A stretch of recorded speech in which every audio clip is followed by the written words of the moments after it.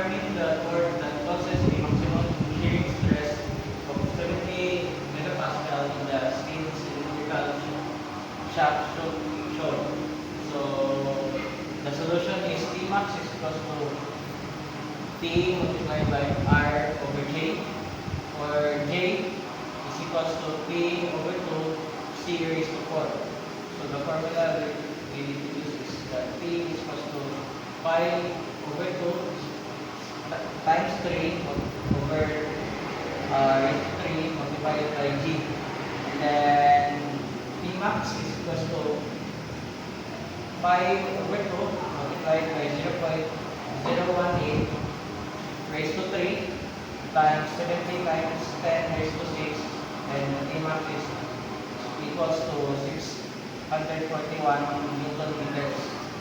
Then next is 3.2. Determine the maximum shearing stress caused by torque of magnitude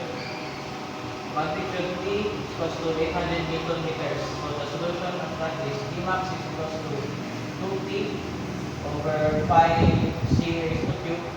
Then plug in the values, so 2 multiplied by 800 over pi times 0.018 raised to 3.